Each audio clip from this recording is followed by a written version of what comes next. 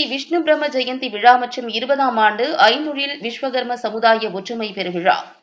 கோவை வாழ் விஸ்வகர்ம சமுதாய மக்கள் சார்பில் ஸ்ரீ விஸ்வ பிரம்ம ஜெயந்தி விழா மற்றும் 20ஆம் ஆண்டு ஐந்தொழில் விஸ்வகர்ம சமுதாய ஒற்றுமை பெருவிழாவினை முன்னிட்டு ஸ்ரீ விஸ்வ பிரம்ம ஜெயந்தி விழா ஊர்வலம் பெரிய கடை வீதி அருள்மிகு ஸ்ரீ காமாட்சியம்மன் திருக்கோவில் வளாகத்தில் துவங்கியது. காமாட்சியம்மன் கோவில் தேவஸ்தான நிர்வாகிகள் மற்றும் விழா கமிட்டியாளர்கள், ஸ்ரீ விஸ்வ பிரம்ம ஜெயந்தி திருவிழா மற்றும் ஊர்வலம் கமிட்டி நிர்வாகிகள் ஆகியோர் தலைமையில் நடைபெற்றது. இந்த சிறப்பு வாய்ந்த ஊர்வலத்தை அரசியல் பிரமுகர்கள், ஆன்மீகவாதிகள், முக்கிய பிரமுகர்கள் ஆகியோர் சிறப்பு அழைப்பாளர்களாக கலந்து கொண்டு கொடியசைத்து துவக்கி வைத்தனர்.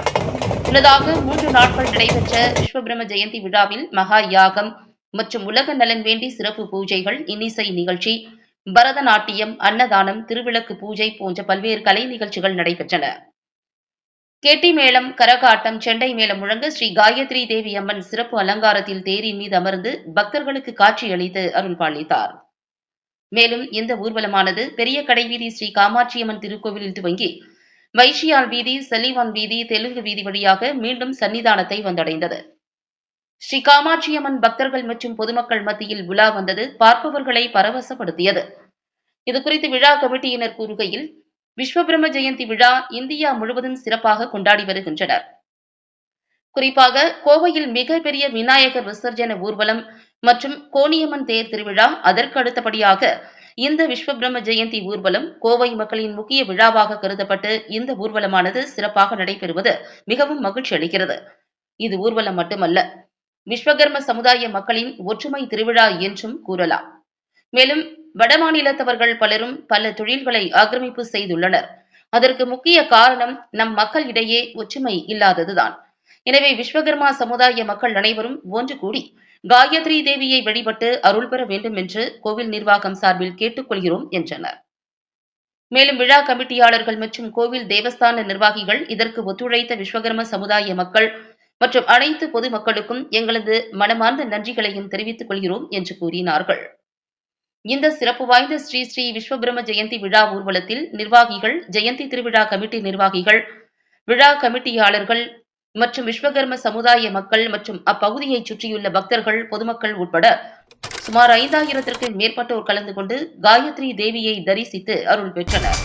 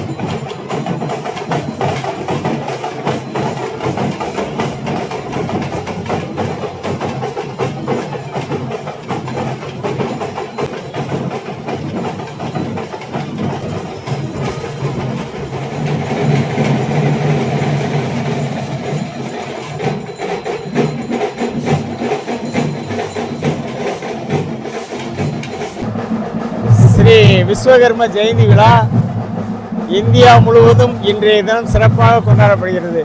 அதுவும் தமிழகத்தில் அனைத்து மாவட்டங்களிலும் சிறப்பாக கொண்டாடி வருகிறோம்.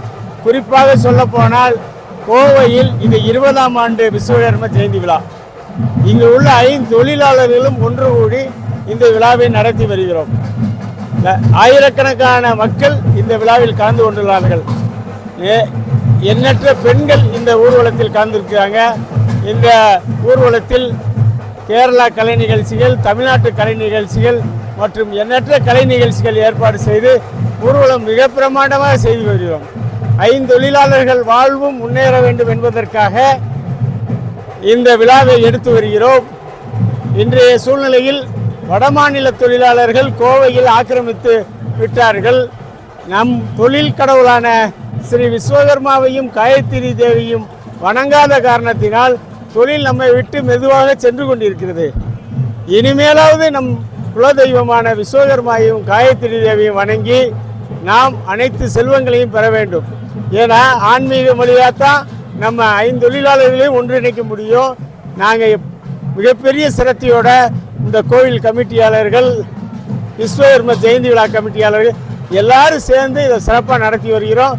இதற்கு பொதுமக்களும் எங்களுக்கு ஆதரவு தருகிறாங்க. காவல்துறை நல்ல பாதுகாப்பு அனைவருக்கும் இந்த நேரத்தில் நன்றியை தெரிவித்துக் கொள்கின்றேன். நன்றி, வணக்கம்.